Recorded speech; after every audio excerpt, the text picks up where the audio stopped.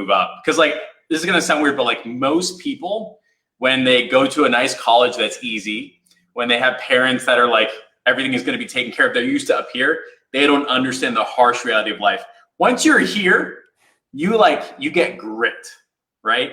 And like, I personally admired the level of grit you have and the growth that you've done over the past, what, like 2-3 years or something like that. It's very well done. I appreciate that. Thank you so much. Yeah, it's, obviously I'm still really blessed, and like there's people that have gone through a lot worse, but I say it all the time. I think one of my like most watched videos on Instagram is a video where I was at an event speaking in front of like, I think it was like 80 or 90 people. And so I was like, what's the number one recommendation you have for entrepreneurs? And I was like, I just said, get used to eating shit. And I was just like, those who can eat the most amount of shit win, pretty much as it is. And what you had just said, to your credit, a lot of people that come into entrepreneurship who hadn't eaten any shit on their personal life, this is the first time they're tasting it. And they're like, it's no good. This doesn't taste that good. Whereas someone who's dealt with that stuff in their personal life is like, oh man, is there seconds? I got some more. This tastes so much better than the shit that I used to. At least this shit has money, right? This shit has money involved. So I am super grateful for that. But I appreciate it, man. It's been a long journey. I mean, shit, I remember we always joke on these lives, but like, the first time I joined your program, yours was the first program I ever joined, which was awesome. And Jesus, you had a lot of content in there. I still remember how much content was in there. And I remember like hopping on lives when I was in the gym, and you were like, are you at the gym? Like we'd be on like a Q&A call with like 20, 30 people. You're like, are you at the gym right now? But I had to get it in, That's fucking perfect. What I've learned is that like so many people are just not used to the reality of life. Like earlier today, I was on the phone with one of my clients who is bitching and moaning, complaining that our callback team has not called back this lead within like 15 minutes. And he's looking at it and he's timing us. I'm going, hey, I hear you loud and clear. Is there anything stopping you from closing this 25,000? Like, come on, like own your success. And I think the craziest part about all of this is like, we're always looking for the next shiny object or the next distract and thinking it's a success, but it's really like this internal transformation, which I think is what you've gone through, right? And the headline today is talking about like those transformations, like 100K a year, 100K a month, 100K a day. And for me, going and having like my first 100K day, I was so emotionally exhausted, I cried in the shower. Like it was just like so forced. And I was happy on the other side. Like it's like running a marathon, but you forget that you have to give yourself permission to like oomph all the way through and like just give up and say like, all right, I'm going to enjoy this journey. At the end of it, we'll talk. Right. So like, what was your journey and transformation like? Cause we've been working together since 0, right? What was like 0 to 100K? What's your brain like? And how's that different from, the 100K a year to 100K a month for you? What does that look like? Yeah, great question. So it's really interesting. And I did a video on this for my inner circle that is like one of the most popular videos in my inner circle. But it was, I literally got an iPad out, and it was the first 100K day I ever had. And it was literally, that's why I came up with a headline like that, because I was like, I've already done this. I know what it is. But the 100K a year was harsh. And the mindset behind the 100K a year was kind of what you were talking about earlier, which you'd brushed over, but it was like that shiny object syndrome, right? Yep. I was trying to be everything to everybody. I was doing e-commerce and I was doing an advertising agency at the same time. Yep. I'm like losing money in the e-commerce game. And at the same time, I am making money in the advertising agency. So I'm taking money from the advertising agency, putting it in the e-commerce business, losing it in the e-commerce business. I'm like, what am I doing right now? This doesn't make any sense. So I essentially decided to stop that and focus just on advertising. And then the idea was like, okay, I'll do real estate, I'll do dentists, I'll do, chiropractors, I'll do doctors. And then that kind of whittled down into just real estate. And so from zero, I think from zero to even like first few $1 million, I mean, even it's still name of the game today is focus. So like just massive focus. We'll talk about it at the end, but I'm doing that event and I'm like writing out the slides. And the first slide I have I'm writing right now is pretty much like, if you guys want to know the number one thing to be successful is just do one thing long, fast. Everybody else is done doing it. Yep. And I think that's really, really massive. But so 0 to 100K a year was me just getting my bearings, to be honest with you. There's no like real insights to be gained there. The biggest thing I guess I'd say is that I just saw other people making a lot of money. That's why I like mastermind communities, because I could see other people like you and other people inside of the, agency scaling secrets inner circle. I could see them like making 30, 40, $50,000 a month. And so I'm like, cool, like I can do it. Jeff's not that different, maybe a little bit more handsome, but other than that, he's not that much different than me. And so I'm like, I can do that. So 0 to 100K was mostly me figuring out, okay, just keep with it. Like things will eventually like figure themselves out. A lot of trial and error, a lot of difficulty. And it wasn't a lot of fun. I didn't have a lot of fun in the first beginning. It wasn't the sexy entrepreneurship that everybody talks about. It was not that, which is why I think a lot of people quit. And then from that to 100K a month, that's totally different. That was when it was like, a lot of leaps and bounds had to happen. And for me, obviously we talk about it in scaling with systems, but a lot of it had to do with hiring. So like you can do $100,000 a month by yourself, but it kind of might look like what you had just talked about a second ago, which was, you're crying in the shower. Yeah. Like you could definitely do it by yourself, but instead of doing that, if you just give a little bit of your money away and put it into your business by investing in a team member, you could probably not be crying and still make $100,000 a month. Where I was doing, if I look back at it, I was doing around $30,000 to $50,000 a month by myself, totally by myself. Lead generation, sales, ads, fulfillment, account manager, everything. Yeah. And it was definitely a lot. And I was stuck at that stage for a while until I hired my first virtual assistant, Mel Jane, who I still have with me today, which everybody knows. I think you know Mel Jane. Yeah. Who I still have with me today. And I just put her on prospecting.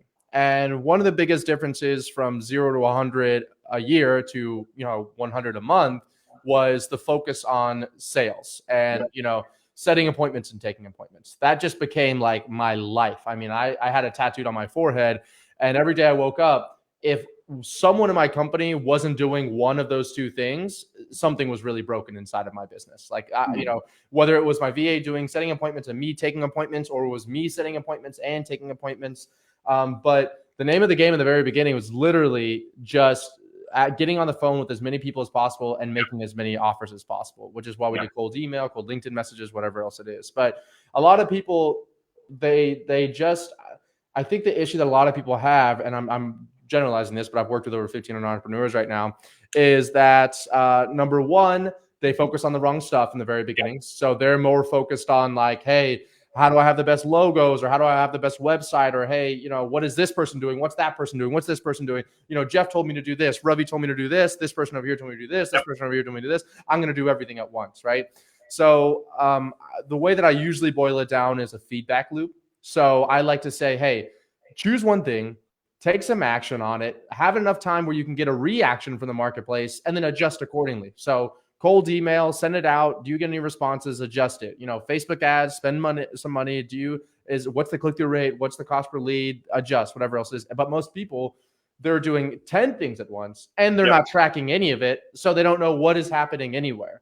So a lot of the stuff from like the $100,000 a year to $100,000 a month just came to the setting and taking appointments, team building, and then tracking a lot of the numbers so I could focus what my energy was going towards. The craziest part, like looking back and having this intense level of like reflection on like your journey and my journey, and people that like make it, like what they're doing, right? They have this really intense sense of self-awareness. Like, what am I doing and why am I doing this? Like they're looking at like, okay, I just sent out like 5 cold emails and my brain is freaking out because nobody said yes. Why is that happening? There's no reason for my brain to say that. Let's jump into 500 or 5,000. Let's get that critical mass. And the people that don't have that level of self-reflection or self-awareness, they go to the gym once and say, well, I don't have a 6-pack. And the people that have a 6-pack say, you should be doing it for 6 to 8 weeks minimum. And then say, why don't you have a 6-pack, and make that small adjustment and then wait another 6 to 8 weeks. And I see that really with like myself when I let Facebook and YouTube and Reddit and Google News take over my feelings. Like, that like addiction machine we're sitting in front of, right? Like this is the opposite of focus. Like how many windows do I have right now? 45, right? But I think you talked about this and Tony Robbins talked about it, like no addiction, no distraction, only focus until like, you don't turn your phone on until noon or something like that. Is that right?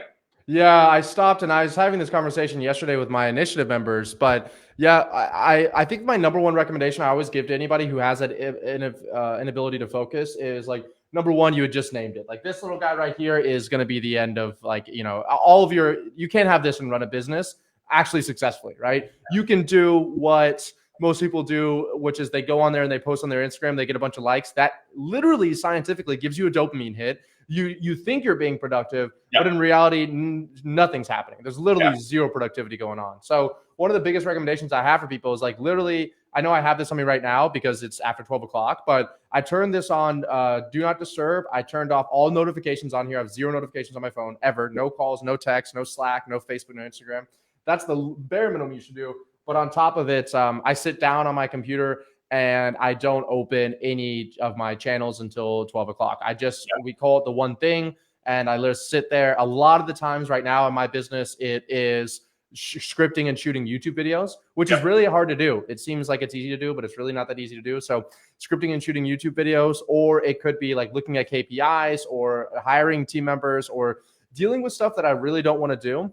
And I can easily get distracted because I know once I open up Slack or open up Facebook, whatever it is, I'll not lift my head for 4 hours. Like, right. I really wasn't getting anything done. I was just treading water. So, if you're watching this right now and you're having a hard time focusing, and Alex Becker has a great YouTube series on dopamine detox, which I'd recommend people check out. But if you're having a hard time focusing, it's probably because your brain's being trained to like TikTok videos every 5 seconds and be on the next. I deleted TikTok like within 7 days of downloading because I was like, I could not put it down. I mean, there was a real addiction on TikTok. I had to delete it because I could not put it down. And, I don't have a crazy following online, but, I have a few 100,000 followers across all my platforms and I still do this stuff. So and I honestly delegate out some of this stuff to my team because I'm like, I can't be focused on it. So you're 100% right. Like I said earlier, the name of the game is focus. And this thing in your hand right here is preventing you from focusing. And then you add in the fact that once you start making $100,000 a month, you don't really have any difficulty getting a lot of the things that you want, right? Obviously, like if I wanted to buy a jet, it's a little bit harder to do, but I could still fly private if I wanted to. And so then it becomes easier to be like, oh, cool, let me get validation online and post on my Facebook or my Instagram or whatever else it is. And then it's just this like really, really negative feedback loop. So I totally removed a lot of that stuff from my life. That's a great point. With 0 to 100K, did you find like one of the reasons why you didn't get, that first tier to the second tier fast? Was it the addiction thing, the non-focus thing? Like this is stopping people from achieving their goals type of thing, right? Yeah, I say that in that video that I was talking about earlier, but I was really more focused on looking successful than actually being successful. Like I was really more worried about the people in my life thinking that I was a successful entrepreneur than about me actually being a successful entrepreneur. Like once I became the really successful, I'm not really successful, but once I started making some money, like I started like being like, okay, I actually don't want to show everybody this because then everybody calls me is like, hey, can I have a loan or can you buy this for me? Can you buy that from whatever else it is? But yeah, that's a killer point was that in the very beginning, I was very distracted, not just in my business, but in my personal life. And one of the things I do daily now, and I write it in my journal every single morning is that time is precious and I monitor how I use it. And so I have a personal assistant now that comes to my house multiple days a week. She does my laundry, cooking, clothes, cleans up my house. I've delegated like car washing. I've done if I'm just not literally working on myself or working on my business, I have to give it to somebody else because it's really easy to fall into those distractions. And then it would be asinine for me to be like, yeah, I'm this successful business person. Let me delegate all this stuff out. And then with all this free time, I'm just scrolling through Instagram or, watching YouTube videos. It's just like, that's not how you grow. I would honestly recommend for everybody watching this video to do what is this right here. This is your phone box. When I'm working, my phone goes in my phone box, right? Does it stay right there or does it go somewhere else? It just stays right there. Oh, right? That's impressive. I'd have to leave mine in another room and close the door. Oh, really? Yeah. Oh, yeah. Do not disturb. It's still on, but it doesn't ring. It goes in the phone box. And it's just far enough away. Like you can't grab it. You have to get up out of your chair or off your walking treadmill, and then you have to go get it. That, by the way, is just enough for that self-awareness kick and go, what the hell do you think you're doing? Yeah. Like there is no advantage in getting stuck into that Facebook, YouTube, TikTok addiction engine because that's what keeps you at 0 to 100K.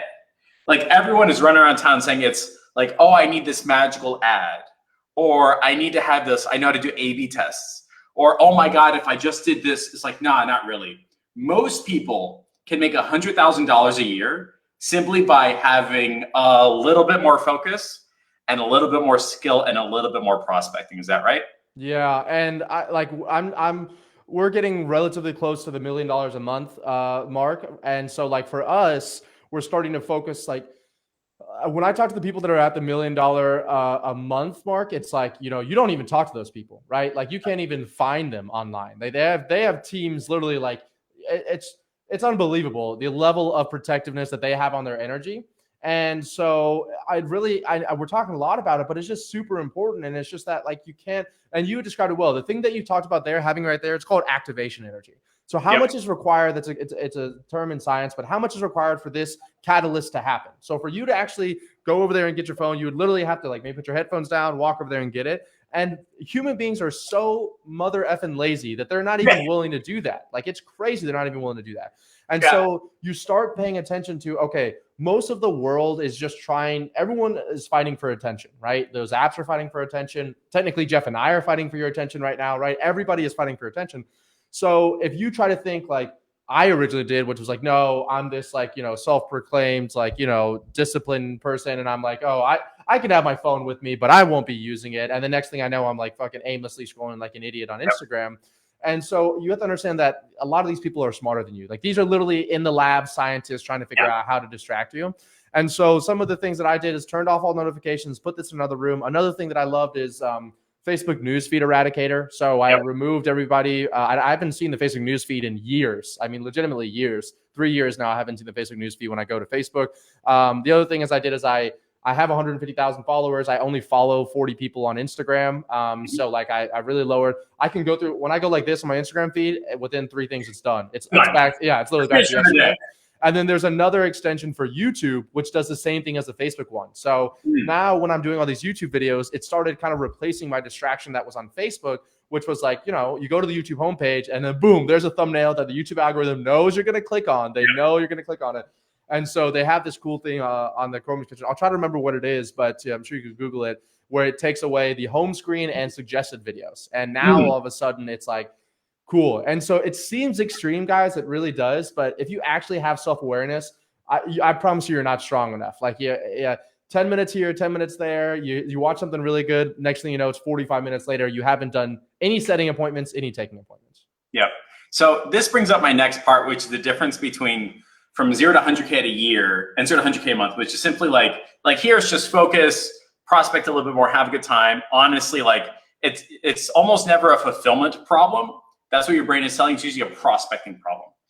At the 100K a month mark, what are the problems that you're having there? It's like systems, team, delegation, refining of an offer, bottlenecks and bumps in the roads. Is that about right? At this level, those are the problems. Is that correct?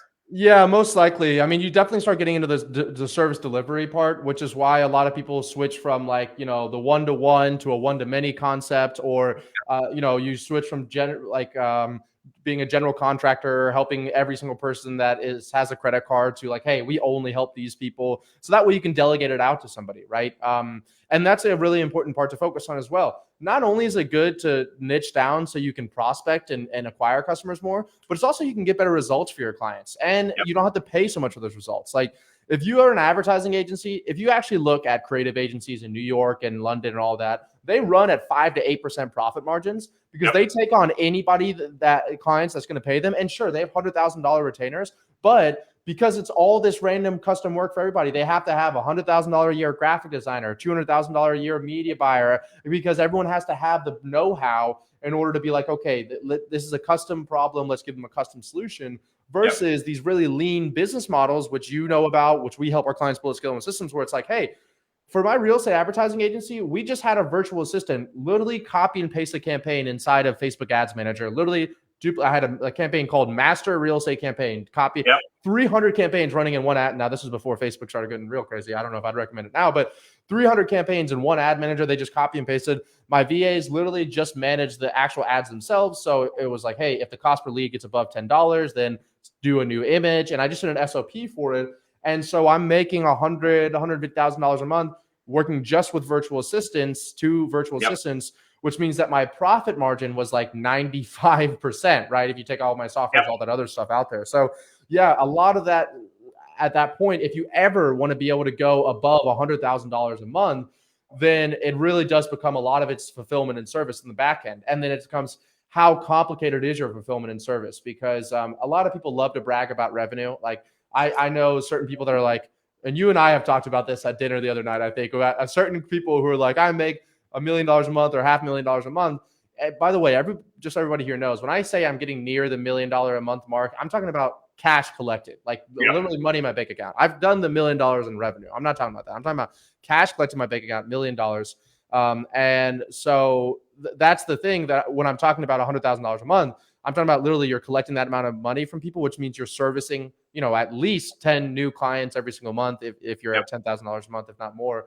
And so in order to do that, you have to have really systemized ops and fulfillment, or you're going to have to be hiring these like $80,000, $100,000, $150,000 a year employees, which aren't bad. But it just, the one thing I tell every single one of my clients is that your profit margins will never increase as you scale. It will never. People are like, okay, like I'm going to wait till we hit network effect. And once I have 300 clients, then I'll be able to make a lot more money. Like if anything, it's only just going to be decreasing as you go up. There's this disproportionate thing of revenue and profits, a number of clients and profits. And so you just need to be aware of that. So you should try to guard your profits as much as you can in the beginning and build up systems so that you can service your clients with as much simplicity as possible, because simple scales. And then if you needed to later on, like my first real bigger hire was Raj, who a lot of people in here know as well. He's an awesome guy. He obviously makes good money inside of scaling systems, but he had come on board. We had hundreds of clients already, and I was servicing at that. And then on top of it, I was using Raj's brain power to do really great things inside the company instead of like things that a virtual assistant could do, which is the other mistake I see people do, is having great talent do virtual assistant tasks, when in reality you should have them be doing great tasks and like solving $1 million problems for you versus solving $3 an hour problems for you. So that sentence I think is massively key. Like we all have great talent, great value, stuff that could do really, really good stuff. And there you are spending days, weeks, months, or years trying to figure out the exact right email to send out to clients that have not ever heard from you at all whatsoever. Just send it. Just send 500 of them, 1,000, 5,000. Let them call you back and say, because that response, that feedback, that's proof that you're using your higher level brain for higher level tasks. What happens, by the way, is when somebody is not confident, they don't know what they're doing, there's a lot of complications, they haven't figured out their single way of working, their brain says this is complicated. I need someone that understands complicated. That is incorrect. You need to make simple. Like if simple didn't work, you didn't make simple work. It needs to be like near copy and paste, and then stuff works. In the beginning, your brain, and this is for everybody watching, will not accept that fact.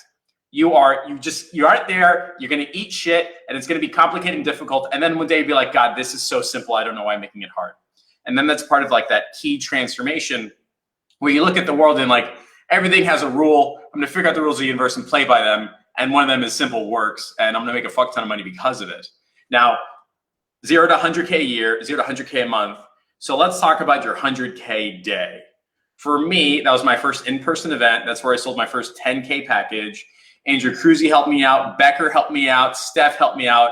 It was really, really cool because these are people that already know, like, and trusted me. It was like, look, if you want to work further one-on-one and do more stuff, it's just going to cost you money. Let's go. And a lot of people were like, okay. And that broke my brain because that was my 4-minute mile. There was no way that was possible until Nick Robbins did that. And I was like, if Nick can do it, I can do it. So what is it like doing that 100K a day? What was that conversation like?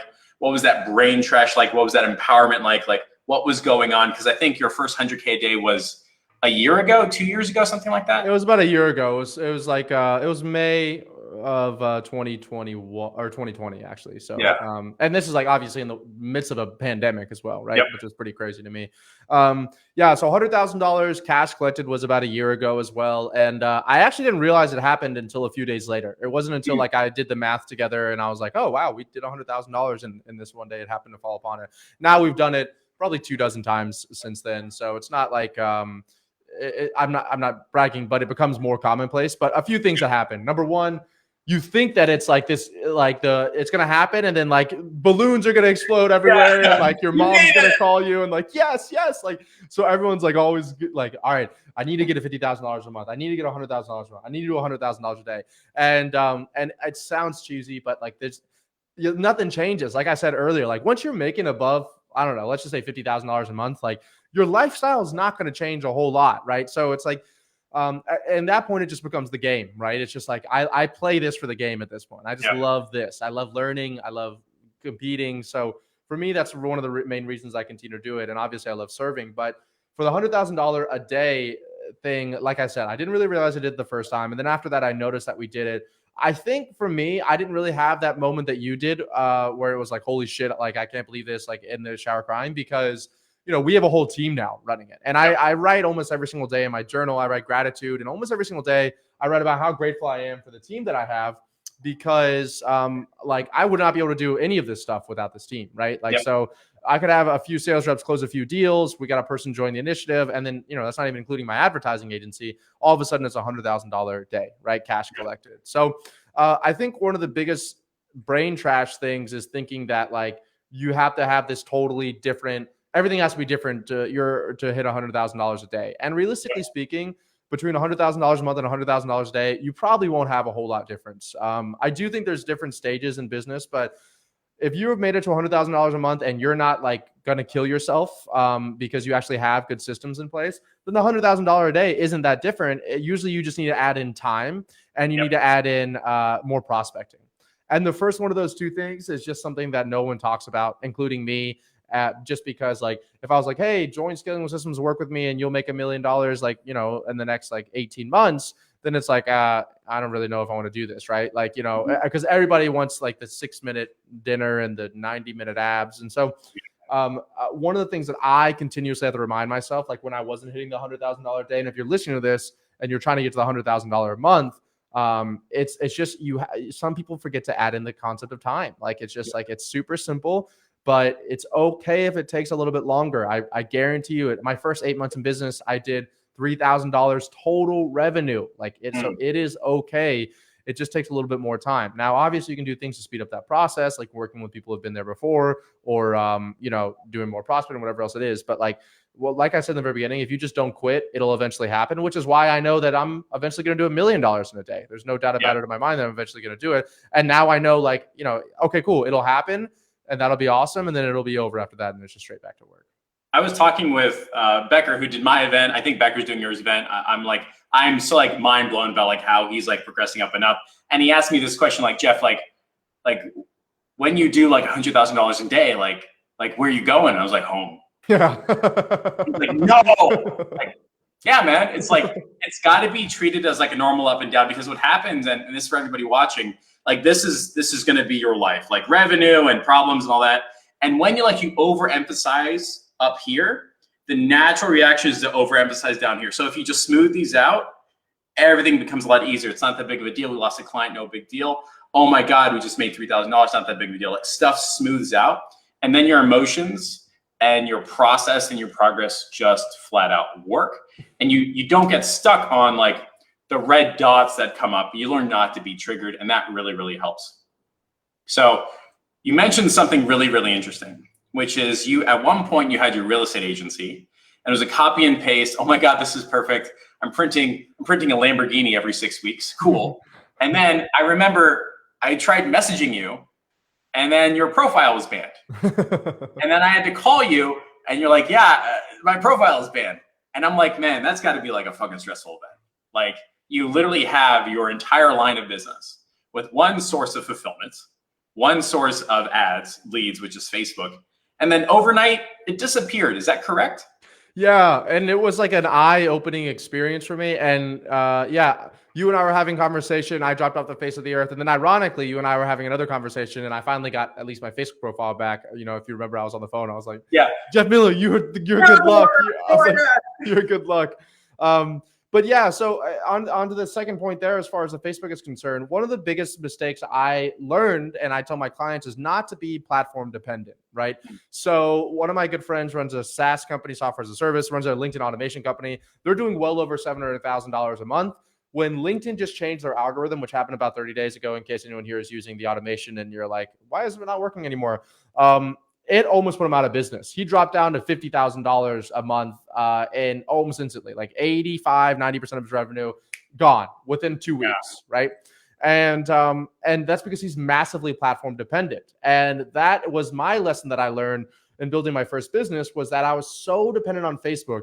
My lead generation was on Facebook. My content was on Facebook. And my ads to acquire clients were on Facebook, and my ads for my clients were on Facebook. And I love Facebook. Don't get me wrong. We're on it right now. I have a Facebook group. I make plenty of money from Facebook. I'm not knocking Facebook. But what I am saying is, if something happens, which did happen to me, which was actually twofold. Number one, I took a private jet with the other Jeff to Utah, and I logged into Facebook in San Diego. Then I logged into Facebook in Utah later on that day, and that locked me out of my personal profile. And it was like glitching, so I couldn't verify my identity on there. And then within the same week, they shut down my business ad account as well. So I think it was a targeted strike towards me, to be honest with you. So, and by the way, those ads still run, even though you can't access. Yeah, that was the thing. They're still running. My ads. Now, thank God I'm excellent at advertising, so we were still within KPIs. But yeah, they were still spending. Facebook's like, hey, you can't touch this, but we will continue to spend your money, right? So,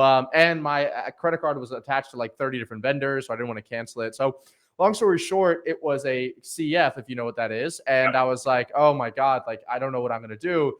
And I actually eventually got my personal profile back on Facebook, but I have not run Facebook ads in 2 years now. I've not run Facebook ads under my profile in 2 years. I have a ban on Facebook on it.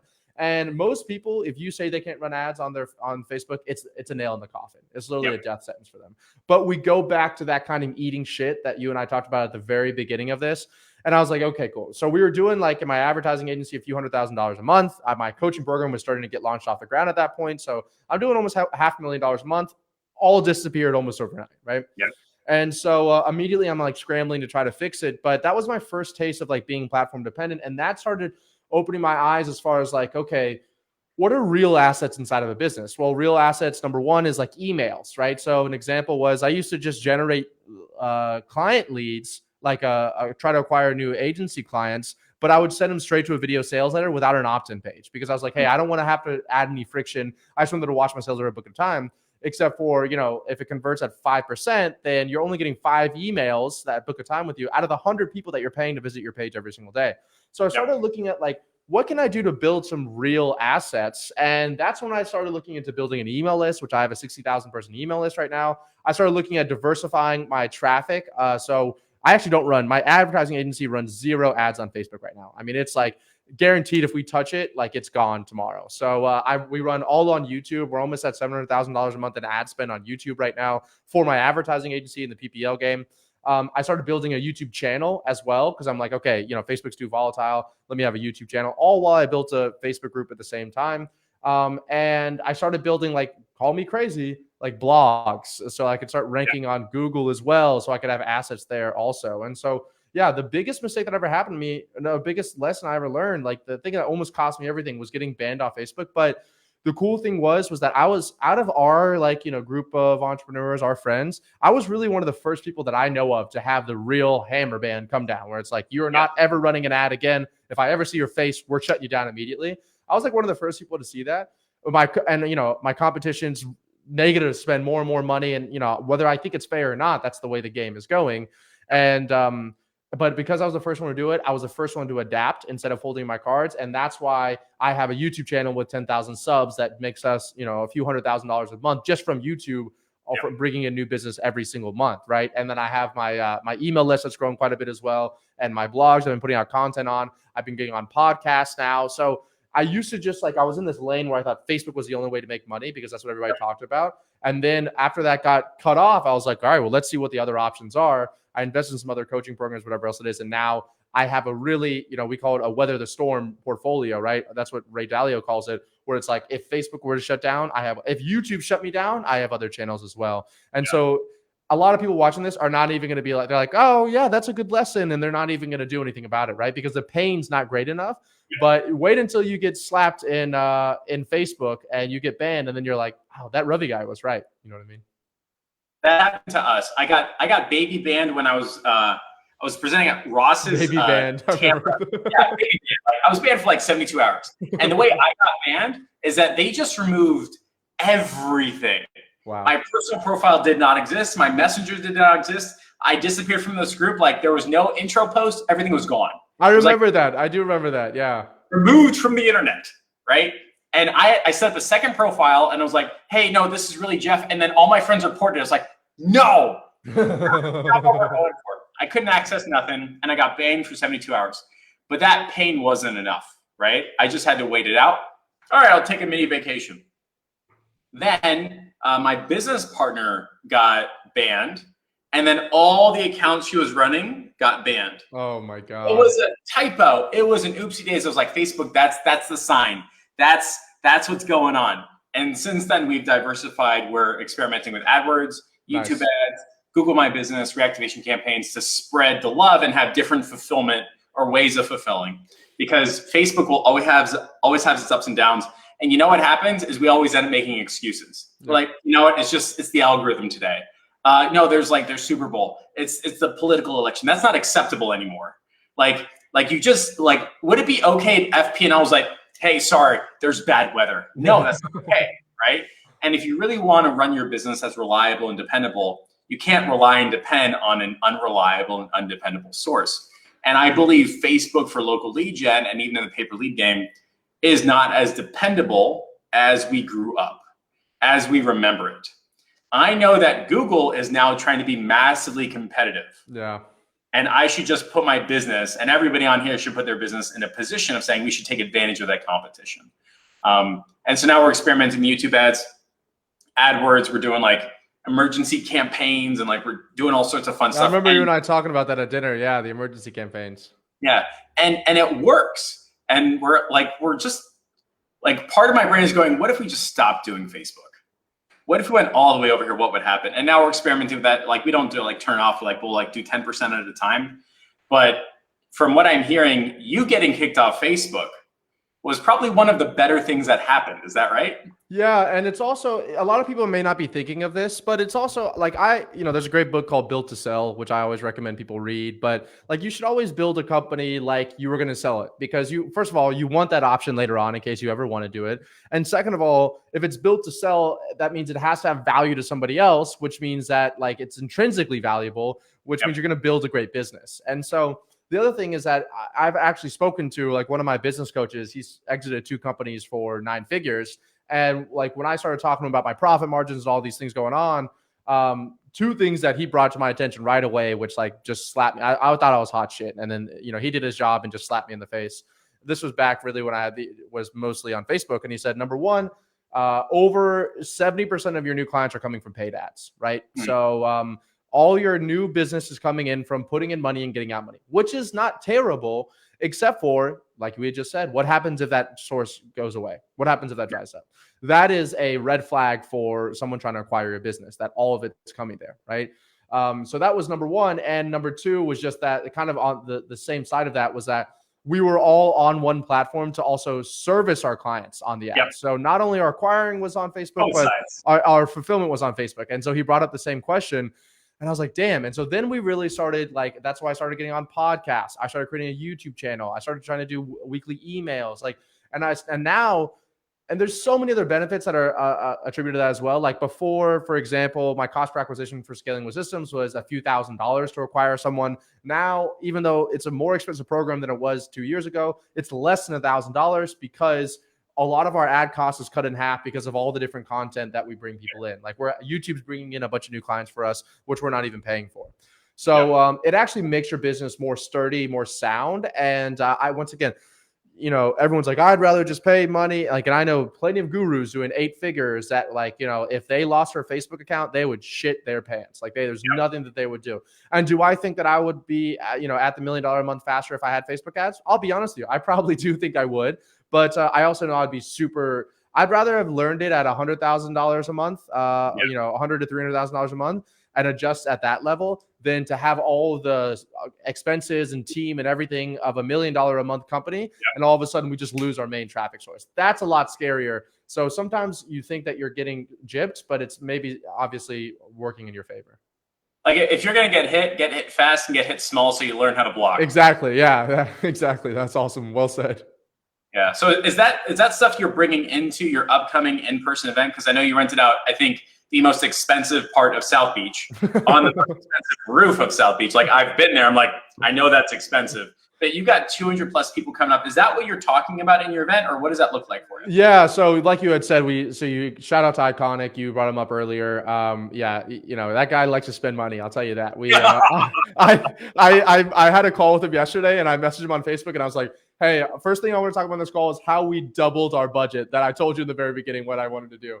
And we hopped on and they actually walked through it, and it was like I wasn't angry because it is going to be kick ass. So we're spending like almost $160,000 for the venue for 3 days. And it's going to be fucking awesome. I'm so super stoked. Yeah, you know where it is. It's going to be a blast. But these are exactly some of the things that we're talking about here. So we have people coming in that are just starting, and then we have people coming in doing, a few 8 figures a year. So it's going to be a variety of different things. But mostly we are talking about a lot of the stuff that I'm talking about here. I'm talking about YouTube organic. I'm talking about YouTube paid ads. Like, even when I'm talking to Iconic yesterday, he's showing me some of the other clients he's worked with, some of their events. And I'm not going to mention a certain person's name that has another event in Miami, every single year. There's an X in it. But like I've been to those, and it's just a pitch fest, right? You're just like, you're literally every person, you're in a webinar. You're in a full day of 10 different webinars. And you're like, I didn't really learn much from this. Larry made a lot of money. I didn't really learn much of this. So like I purposely yesterday on the call was like, hey, I did an event 2 years ago in San Diego. It was awesome. We sold out in 24 hours. It was like 70 people. And it was only my clients, and we just purely gave value the entire time, right? That was like all that was there. And then at the end, the people that wanted to work with me just came up to me and was like, hey, what do I do for the next step?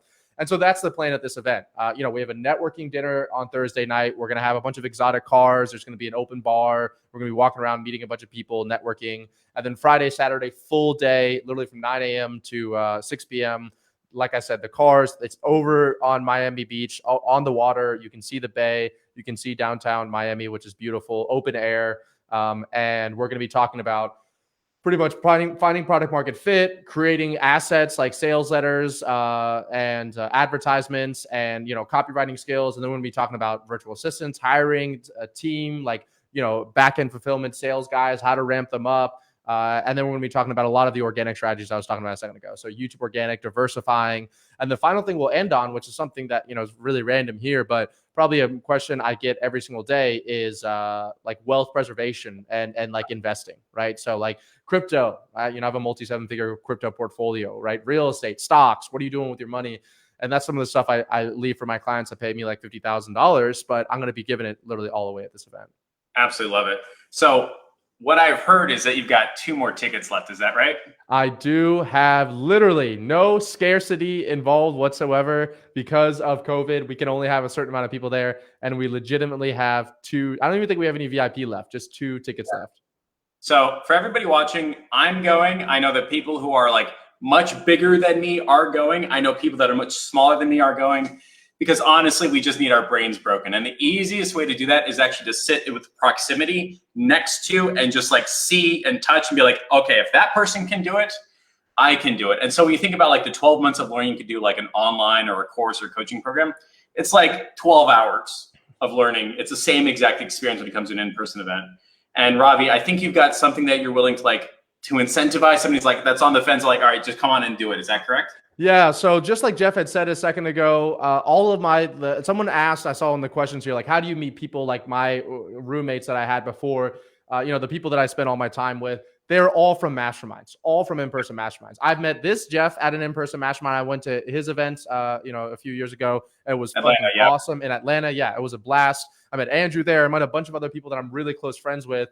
And if you're looking for a place to like meet people and network and become really close, then it's going to be at a mastermind event. And it's going to be at a mastermind event that is in a cool location. There's an awesome networking opportunity. And like, if you vibe with Jeff, you vibe with me, then like, you're going to vibe with the people that are there because you attract who you are. Right. So just be aware of that. You want to be around people like that. But like Jeff said, we have 2 tickets left and we were like spitballing beforehand. How are we going to do this to like incentivize literally just 2 people to do it? And since it's only 2 people, what I do want to offer is that whoever gets their ticket, right? So I'm going to tell you guys how to get the ticket right here in a second, but whoever gets their ticket, I will offer you a one-on-one consultation with each of you of my time, which is I charge $4,000 for an hour of my time. I'm going to offer you each a one-on-one consultation after the event is over to 100% make sure that you get everything you need to pretty much do what we talk about the event, to actually take the action steps. Because not only is the networking there, but the other issue with it is that you have so much information, then you go implement the information, and then there's issues that pop up, and you're like, oh, what do I do here, right? Well, this is literally where we're going to sit down 4 weeks after you're done with the event, and I'm going to see everything that you've done up until that point since we did the event, and I'm going to give you a roadmap moving forward for the next 12 months. So like I said, it's $4,000. I'm going to throw it into all the other crazy shit we're doing at the event, and it's going to be for the 2 people that buy their ticket. So if you guys want it, you go to mastermind.scalingwithsystems.com. And if one of my team members is on this, they can drop the link in the comments down below, but it's mastermind.scalingwithsystems.com. And you guys will get literally a one-on-one consultation with me to make sure you guys are implementing all of this. Now, for context, you've done real estate as done for you service. You've done coaching programs, cryptocurrency, which I don't completely 100% understand, but it's a thing, right? You are just shy of doing $1 million a month cash collected, and you charge $4,000 an hour. And if somebody gets the ticket, not only do they have access to the entire event, but they get that one-on-one call with you. Is that correct? That is 100% correct. Yeah, you summed it up. Very cool. Good stuff. Ravi, it's always a pleasure. We're coming up on the tail end of it, but kind of in summary, what we talked about was like that 0 to 100K brain trash, right? It was like, oh, I need to master fulfillment. No, man, you need to get on phone calls with more clients. End of discussion, right? Do more prospecting, do more conversations, send more DMs.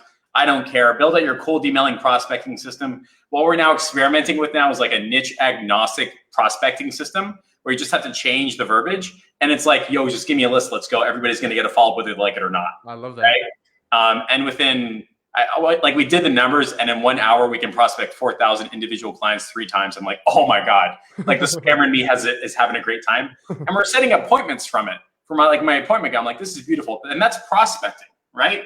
I don't have a single part of my brain that says, oh my God, but what about fulfillment anymore? It's prospecting first, like clients first.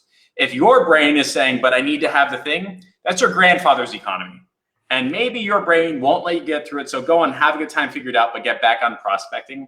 And it sounds like, Ravi, that's been the consistent theme from 0 to 100K a year, 100K a month, 100K a day. Prospecting all the way through, right? Yeah, you had just nailed it. I love that grandfather economy line. I've never heard that before. But yeah, I mean, that's literally it. Most businesses today, you can figure out how to solve almost any problem. If you're a decent entrepreneur, you can figure out how to solve almost any problem through YouTube, a coaching program that you're in, asking somebody, Google, whatever else it is. And so your main issue should just be like, okay, then how do I get as many people as possible to solve problems for? And obviously you can systemize the problems that you go after. You can only solve one problem, whatever else it is. But the fear that most people have is that, what if I don't deliver results, right? If I have all these clients, okay. What if you don't deliver results? Like, it is okay. Like, you give someone their money back. You move forward. Like, if I were to sit here and tell you that in my advertising agency and scaling systems, 100% of everybody has everything that they ever wanted they got inside of here, I would be lying to you, which people do online to get clients. But it doesn't always work out, guys. But as long as it works out more than 95% of the time after you figure things out, then you have a good business model, right? If it's not working 95% of the time, that's what's called a scammer. But the majority of the thing which you need to focus on is just prospecting and closing deals. And everybody says it, and then you're like, okay, good. And then you just go right back to your old thing. So remove these distractions from you, remove the stuff on your computer. Like, just ask yourself every single day, like, is this activity that I'm doing right now gonna make the future Ravi happy in 3 days, 3 months, and 3 years? And if it's like messing with a website design or on Instagram, the answer is probably no. If it's like doing hard stuff like building assets and doing prospecting, the answer is probably yes. Absolutely love it. Well, ladies and gents, for everybody who's interested in getting a ticket, go to the link that Ravi mentioned, or a hashtag, give me a link, and Ravi or somebody that's on a team will PM you a link or something along those lines. We'll make sure you're taken care of. Get your ticket, have a good time. I will see you there. Ravi, I think that's the end of it. Catch you later. Appreciate it. Thank you, guys. Bye.